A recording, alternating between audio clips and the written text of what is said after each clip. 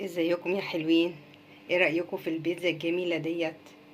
البيتزا دي لا فردت ولا عجنت ولا عملت اي حاجة، ولا بالجلاش ولا بالرقاق، عملتها بالعيش السوري. تعالوا نشوف الطريقة ازاي. المكونات عبارة عن ربع كيلو لحمة مفرومة، طماطماية، فلفل الوان احمر واخضر، وزيتون، وجبنة موتزاريلا. جبت الصينية ودهنتها كويس. جبت العيش السوري، حطيت نصه بره ونصه جوه، وهدهن سمنه.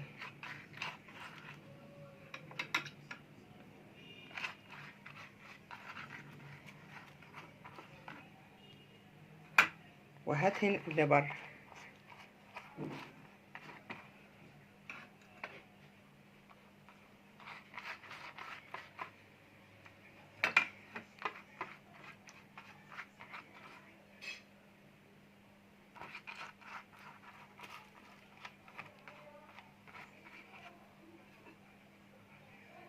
جبت واحدة تاني وفردتها الناحية التانية برضو، حتى لو مقطوعة ما يجراش حاجة، لان انا كنت حطاها في الفريزر.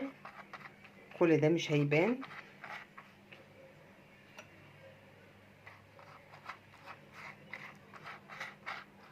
ادهنها كويس. انا جبت معلقتين سمنة كبار وسيحتهم وبدهن بيهم.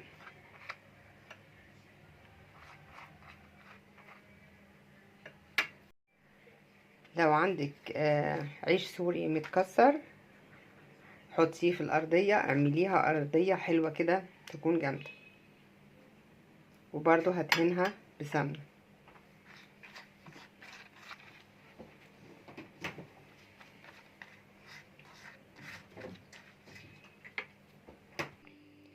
نزلت نزلت باللحمة المفرومة، هبدأ اوزعها.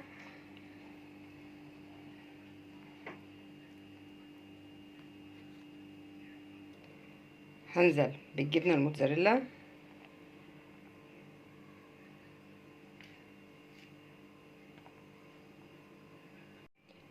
كده نزلت بالجبنة الموتزاريلا. هبدأ بقى اقفل وادهن.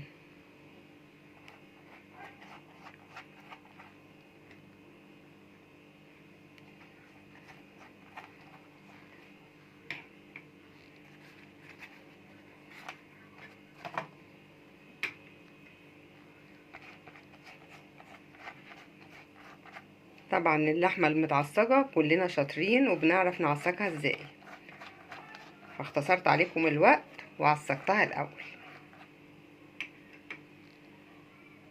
وكده انا قفلتها وهحطها على نار هادية. كده حطيتها على البوتاجاز وعلى نار هادية، وما نحطهاش في الفرن، لان لو حطيناها في الفرن هتنشف. وكده انا قلبتها، وبرضو لازم تبقوا واقفين جنبيها علشان ما تحرقش.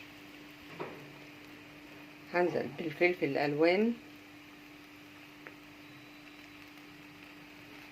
والزيتون،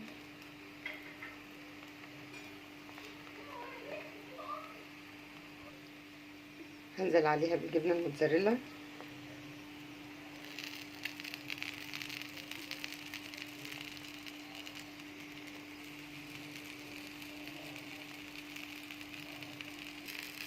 وهغطي عليها واكون واقفة جنبيها.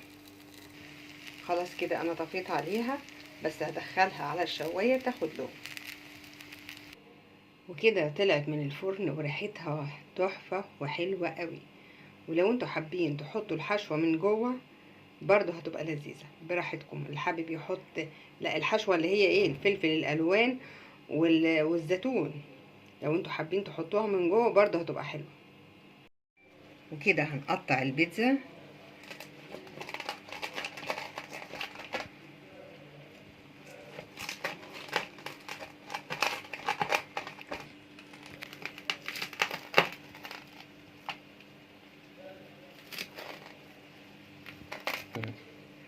بصوا حلوة ازاي وطرية ومورقة. بصوا الجبنة الموتزاريلا سايحة وحلوة قوي. بصوا جمالها، حلوة قوي. وجربوها وهتعجبكم الطريقة ديت، سهلة وفي 10 دقايق هتعملوها. نتقابل في فيديو جديد.